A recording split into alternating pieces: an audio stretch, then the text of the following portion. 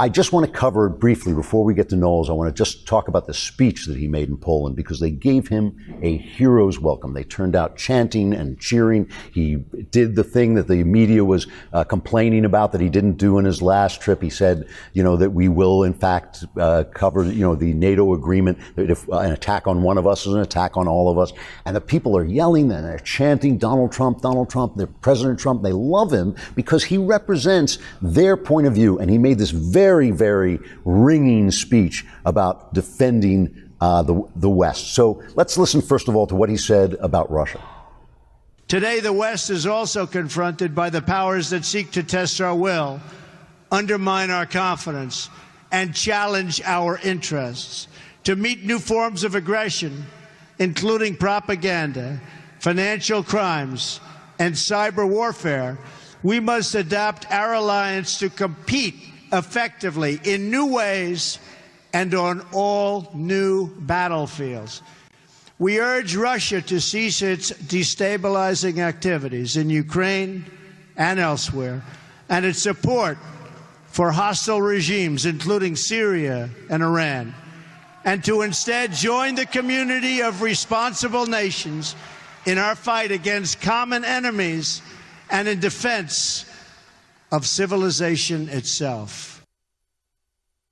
This is very important, right? This is an important thing that he's doing. He's telling the Polish people he's not going to let them mess with them. This is everything that they were complaining about on the last trip, and the media is just going to ignore all this, but it doesn't matter because they heard it and they were cheering and people saw it. It's on TV.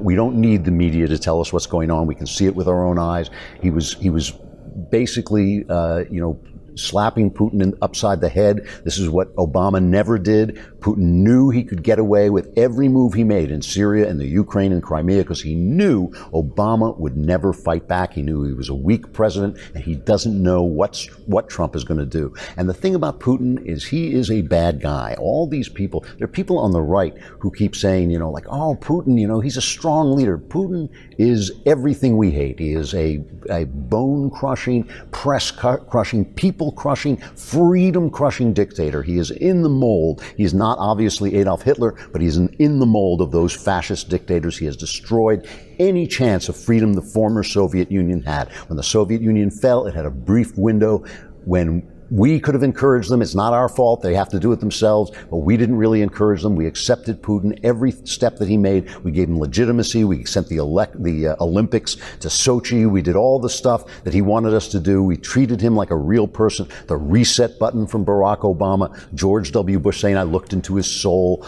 all this stuff. And all Putin is a tiger who will eat whatever he can get. He will eat whatever meat we put in front of him. And if Trump is as good a deal maker and as good a judge of character as he says he is, he'll give him nothing without getting something back. And not just promises, not just smiles, not just looking into his soul, but he will get something back. And that's going to be the telling moment in this trip.